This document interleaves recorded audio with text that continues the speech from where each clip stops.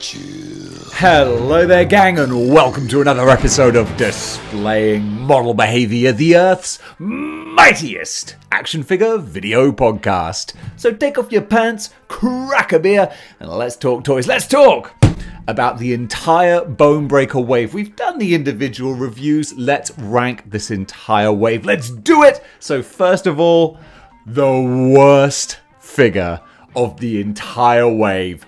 Darwin. It's not often that you get a figure where you can instantly say, wow, this is a contender for worst figure of the year. But here we are. Look, I gave them the credit that there's not much you can do with Darwin at a basic level.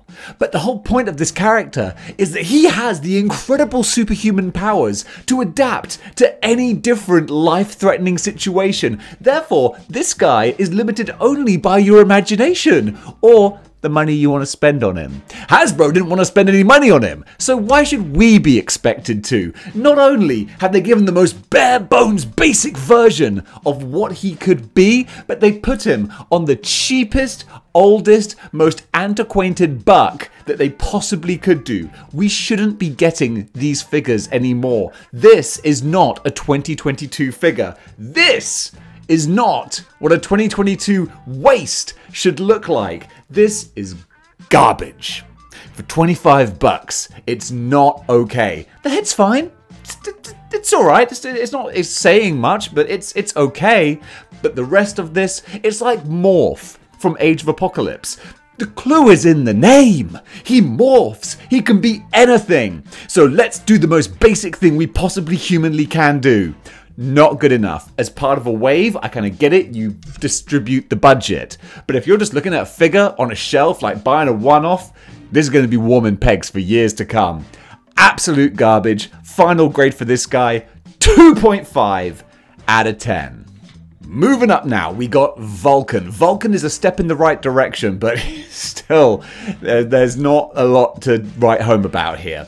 The head sculpt is the only sort of uniquely Vulcan sculpting going on here, but I will give it a lot of credit. A lot of intensity in those eyes, that facial expression. It's great because it's that one that can be used for battle or for a relaxed pose, and that counts for a lot, so I'll give him that. But then the rest, they just phoned it in real cheap. It's the first time we see the Vulcan buck, funnily enough, on Vulcan.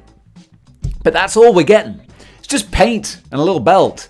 That's it. He has different hands. Well, whoop-de-freaking-do.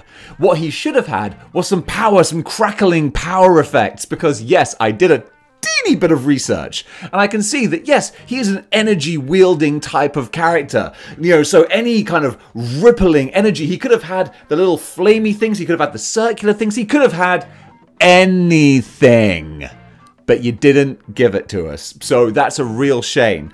But we do have a nice new pinless buck that is, it's a handsome buck.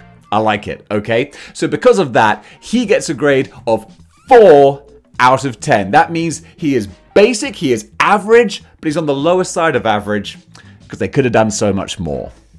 Now we got Siren, and this is just a frustrating one. We've gone over it already. She's called Siren. Her powers are shouting. There's no shouty head. It's just plain expression. The thing is though, it's quite a nice expression. I actually give this credit because as a relaxed face, it's very pretty. It's really well done. Such a shame though that her hair is blowing in the wind as if she's, I don't know, flying through the air. She's not going to be flying through the air like that. It's a bit of a disconnect, and that's a real shame. The buck is just painted. There's no extra sculpting on there besides the boots. But what is nice is it's the new female buck, and that's what we need. I'm going to stop giving credit for the new female buck because that should be the standard now. So just having the female buck, that's like a 5. But anything, above and beyond, that's where we start to discuss it properly. So it's a nice enough figure, but they're missing any kind of power effects. They're missing a head that makes sense. So there's really not that much to report on it. So she gets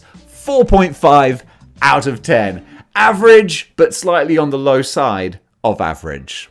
And now we got Wolverine, and this one kind of hurts because I really want to love this figure. It's Wolverine in classic yellow and blue, but with extra little bits that sort of zhuzh him up more. I love the black shoulder pads and the heat claws.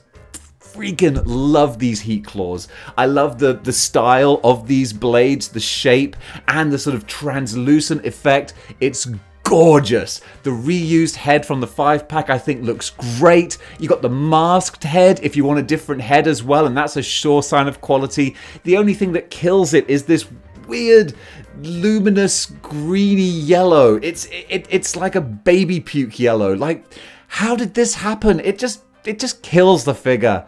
Such a shame. I don't know how it got past the prototype stage in that regard. Someone should have gone like, dude, wait, yes, that's great, except for that disgusting yellow.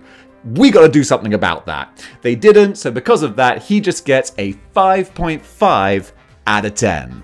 Now we're moving on with Havok. Havok is kind of a figure of two halves here. First of all, the thing that catches your eye before anything else, obviously, of course, is these gorgeous power effects. Those are absolutely fantastic. And then he's got his classic costume with the big ridges on the hat, a hat or whatever you want to call it. That looks great too. But then we can start to get a few failings. The facial expression is so blank, so bland. You've got all this power radiating off of him. Why? He's sat down for dinner. That's not expressing power to me. And the rest of the buck is just plain black, so nothing else to go on there. And then the circles here, if they had been like sculpted on, that would have been really nice. A little indentation there, but nah, it's just printed and it doesn't look great. And a lot of people pointed out that this costume often would have rings around the neck, some silver. Not there. I know that this fits with some styles, but it could have been more interesting, and they didn't go that route. So with no extra head, no extra hands, just the power effects alone, he gets a 5.5 out of 10. Average, but I do like him because it's still quite cool. And now we got Sabertooth, the Willem Dafoe Sabertooth, and I got a lot of love for this. So just the head sculpt really is what sells it the most. It didn't look great in pictures, but then we get it in person and I freaking love it. A smaller version of Sabertooth, but that fits with his first appearance. Then all the fur and the ruffles on here, the claws, the feet, it just works. It's a shame I don't have anywhere to put him. I don't have like a retro collection. If I did, he'd have pride of place there. I do like this guy. He doesn't though have any other accessories, no other heads, no other hands, so I can't grade him too highly. But just really on the strength of the head sculpt alone and the nice little extras here, he gets a solid 6 out of 10, which means he is an average Marvel legend, but I do like him. He's an average one that I got love for. Then we jump up big time with Maggot. This guy I have so much fun with. Big, bright, chunky, colorful. That's what you want with these action figures, and this is what we get with Maggot. So yes, well done. Don't know what this was all about. But well done, Hasbro. I really, really enjoyed this. Good sculpting all round. The great trench coat, the Maggot accessories themselves, they look brilliant. Really, really great. I've got a lot of love for this figure. He gets an incredibly, possibly generous, but what the heck, I'm feeling it, 8 out of 10.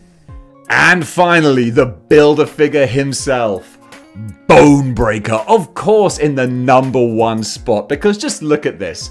You know what the cliche is with Marvel Legends waves. You either get a fantastic wave with a rubbish Build-A-Figure or a rubbish wave with a great Build-A-Figure. This is one where it's like the wave isn't rubbish, but oh boy, this Build-A-Figure is excellent because it's so unique, so unusual, so completely outside the box. This reminds me of like Venompool, for example, where someone just went, you know what? Let's go a little crazy. And they went a little crazy and it works. It works so well. It's enough to make me, as I said in the review, want to keep hold of my Deathstrike and Reavers, who I was gonna sell. But now I'm like, they just look so great together. So Bonebreaker, a fantastic Build-A-Figure, would have benefited from a bit more paint. But besides that, I can't really mark him down too much, especially with the sunglasses, the great facial expression, all of this incredibly unique tooling. He gets an extremely solid 8.5 out of 10. Well done, Bonebreaker, the easy highlight of the entire wave. And guys, that does it for the ranking of this wave, and I have done a little average score, so this is kind of fun. With all the scores added up and divided by the numbers, the average score for this wave is 5.5 out of 10, which means that it is an average Marvel Legends wave that is just slightly on the good side of average. So are there some clangers in this wave? Yes, there are some real clangers in this wave, but the good is very, very good, and it elevates it to above average status. So guys, that does it for my wrap up. I hope you enjoyed that. What do you think about this wave? Comment below, let me know. And if you like what you see here and you want to see more, then join the 6-1 clicks by clicking the like, share, and subscribe buttons. And if you want to go one step beyond in supporting the channel, you can do by going over to patreon.com/displaying model behavior. Toss a couple of bucks my way, it's very much appreciated, and you can watch all the exclusive videos on there. Or if you want to stay right here on YouTube, that's where we are, then you can get yourself a channel membership so you can watch the exclusive videos as well, and also get your name highlighted with the icons and all that stuff when we do the live streams, of which there are a lot. Or also, if you want to keep up with the social medias, you can go over to Facebook and you can check out the Model Behavior Facebook page, be a part of the conversation over there. And also on Instagram, you can go to Instagram displaying_model_behavior. You can hit me up there and check out all the nonsense that I post. And finally, if you want to rock a badass Displaying Model Behavior t-shirt or hoodie or mug or sweatpants or beanie or anything else they do there, you can check them all out at teespring.com. Check the link in the description below. Alright guys, that does it for all the shilling. Thank you so much for watching, and until next time, keep displaying model behavior.